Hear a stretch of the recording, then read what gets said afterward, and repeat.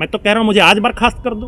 हमारी पार्टी के किसी भी कार्यकर्ता, किसी भी पदाधिकारी, किसी भी चुने हुए जनप्रतिनिधि, किसी भी नेता के प्रतिष्ठा पर बात आएगी तो अपना दल चुप नहीं बैठेगा।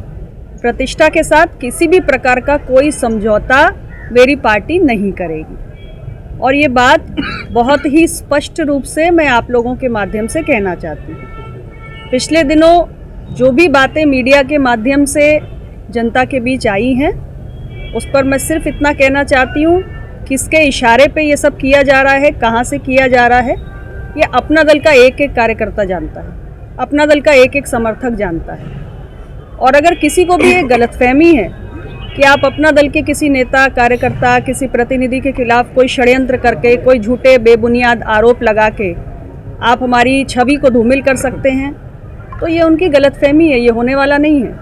69,000 शिक्षक भर्ती में अगर पिछड़ों, दलितों के साथ अन्याय हुआ है तो हुआ है, और हम सरकार में रहकर भी ये बात निरंतर कहते आए हैं और तब तक कहते रहेंगे जब तक इसका हल नहीं हो जाता।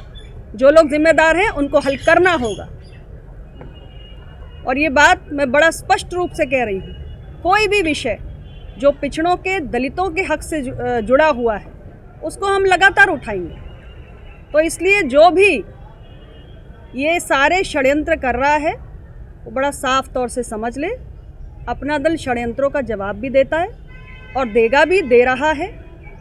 और किसी भी तरीके के षड्यंत्र से आप अपना दल को न डरा सकते हैं, न झुका सकते हैं। कौन कर रहा है? हमारे जो विषय हैं वो आप बहुत समझदार हैं और अपना दल के कार्यकर्ता भी बहुत समझदार हैं। और सार्वजनिक जीवन में जो भी नेता, जिन पार्टियों के सक्रिय हैं, वो सब बहुत समझदार हैं। जो कर रहा है उसे भी पता है, जो देख रहा है, पढ़ रहा है, उसे भी पता है। हम सब बड़े समझदार लोग हैं। सार्वजनिक जीवन में अब तो हमें बहुत समय हो गया। आप लोग तो कब से कवर कर रहे हैं नेताओं को, पार्टियों को, सरकारों को, आप तो सब जानते हैं। वोटर जानना चाह रहा है, अगर आप नाम। अरे वोटर आपसे ज़्यादा समझदार है, मुझसे ज़्यादा समझदार है। दो ही चीज हो सकती है, या तो डीपीसी सही हुई है और या तो डीपीसी गलत हुई है।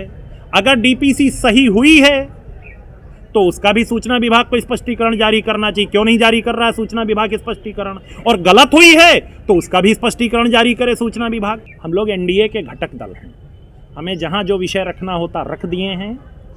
पर इतना जरूर कहूंगा कि एसटीएफ के किसी अधिकारी ने, मैं तो कह रहा हूं ना, जिस दिन मिस्टर धरना मास्टर धरने पे बैठी थी, उस दिन उनके टेलीफोन पर लगातार कौन सा पुलिस का अधिकारी बात कर रहा था, एसटीएफ का कौन अधिकारी बात कर रहा था, और उसने दो ऐसे कौन व्यक्तियों को भेजा था जहां पर परिंदा भी पर नहीं मार सकता, वहां पर रात में 2 लोग धरने पे बैठे थे। तो मेरा स्वाभाविक तौर पे एसटीएफ पे सवाल तो है ही है। और अगर एसटीएफ मेरे खिलाफ कुछ षड्यंत्र करेगी तो मैं तो जवाब दूंगा ही। खतरा भी है आपको एसटीएफ से? अरे खतरा, जब षड्यंत्र के आगे तो खतरा होता है, खतरा है उसके आगे। अब आप अपने शब्दों में, षड्यंत्र के आगे होता क्या है? खतरा। मेरी सुरक्षा के लिए मुझे ZY और XXX श्रेणी नहीं चाहिए।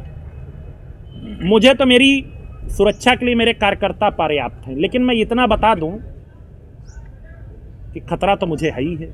सूचना विभाग स्पष्टीकरण क्यों नहीं जारी कर रहा है? क्योंकि मिस्टर शिशिर सिंह चाहते हैं कि वो और मंत्रियों का मान मर्दन करके उन्हें आनंद आता है, पर मैं मान मर्दन से दबने वाला नहीं हूं। कितने मंत्री रो रहे हैं, कभी उनके जाइए, सबके घर पे बैठिए, चाय पीजिए, अपना दर्द उड़ेल के रख देंगे। लेकिन उनकी कुछ मजबूरियां होंगी, बेचारे कुछ बोल नहीं रहे हैं। पर मेरी कौन सी मजबूरी है? मैं तो ठन गोपाल हूं, लेके चल दूंगा। डोर का और भी मंत्री पीड़ित हैं क्या इसमें? आप कह रहे हैं और भी लोग? ये तो आप पता कर लो, आप तो बैठते भी हो सबके साथ, आपको तो पता है कौन कौन पीड़ित है। मैं तो कह रहा हूं मुझे आज बर्खास्त कर दो। नहीं, इस्तीफे का विकल्प भी तो। इस्तीफा डरपोक देते हैं, बर्खास्त करिए।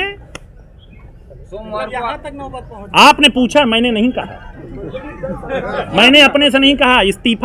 इस्तीफा डरपोक देते हैं, जो गलत किए होते हैं वो देते हैं। लेकिन आपने सीबीआई जांच तक की बात कह दी। सीबीआई जांच इसलिए जिसने कुछ किया नहीं उसको डर क्यों? तो जांच ना प्रभावित हो इसलिए मंत्रिमंडल भी छोड़ने की बात हो सकती है। मेरे नेता प्रधानमंत्री जी कह देंगे, छोड़ दूंगा। डीपीसी की है यम देवराज साहब ने। सुझाव मिले थे आपको? यम देवराज साहब ने पत्रावली मैंने मुख्यमंत्री कार्यालय भेजी है डीपीसी होने के बाद, और विभागों से हमने अभिमत लिया। जब सबसे ओके होके आया तो हमने डीपीसी किया, अच्छा अभी क्यों और डीपीसी की जिम्मेदारी मैं लेता हूं, क्योंकि मैं भागने वालों में से नहीं हूं। अगर डीपीसी मेरे विभाग में हुई है तो उसकी जिम्मेदारी मेरी है, लेकिन अगर गलत हुई है तो मुझे सजा मिलनी चाहिए, लेकिन अगर सही है तो किसी की प्रतिष्ठा के साथ मान मर्दन नहीं होना चाहिए। जब तक हम 69,000 का विषय उठाएंगे, जब तक हम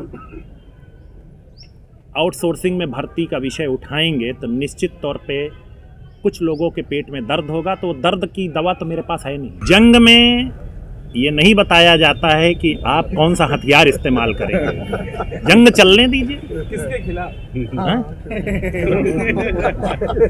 ये भी आपको बताने की जरूरत है। वो घरेलू लड़ाई लड़ रही हैं या राजनीतिक लड़ाई लड़ रही, पहले ये तय कर लीजिए। अभी तो राजनीतिक ही है जो अभी जिस दिन वो चाबी और खिलौना बनने से बंद हो जाएंगी, उस दिन समझौता हो जाएगा। उम्मीद है भविष्य। उम्मीद के आगे दुनिया है।